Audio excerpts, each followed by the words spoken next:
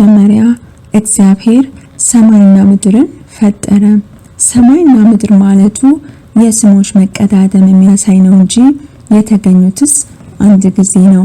አፈጣጠራቸውም በሶስት ወገን ነው። በዝምታ 7 ፍጥረታትን ፈጥሯል።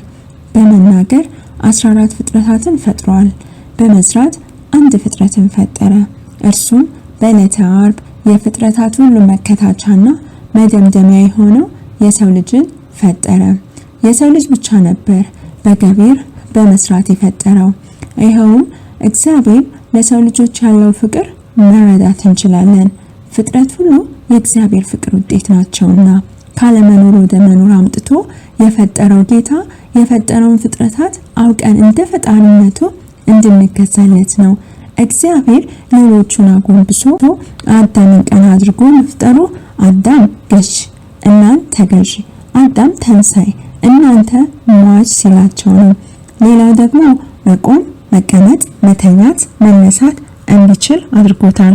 በመቆሙ ሰማያዊነቱን፣ በመተኛቱ መሞቱን፣ በመቀመጡ ምድራዊነቱን፣ በመነሳቱ ትንሣኤውን ያመለክታል። ነጠላ ፍጥረት ሆኖ የተፈጠረው አዳም ብቻ ነበር።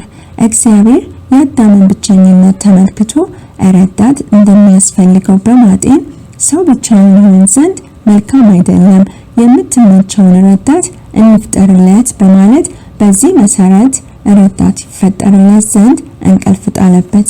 መካከለኛ እንቅልፍና ንቃት። በሁለቱ መካከል ሔዋንን ከግራ ጎኑ ፈጠራት። ለምንድን ነው? እጅግም ሳይንቀላፋ እጅግም ሳይነቃ ፈጠራት ቢሉ ፈጽሞ ተኝቶ ቢሆን ኖሮ አዳም ምትሃት መስሎት ኬት መጣች ብሎ በፈራት ነበር።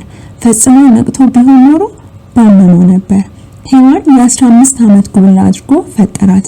ይህም ሲባል እንግዳ ፍጥረትን ማስገኘት ሳይሆን በአዳም አካል የነበረችውን ሔዋን በህልውና እንድትገኝ እንደገለጣት አደረጋት ማለት ነው።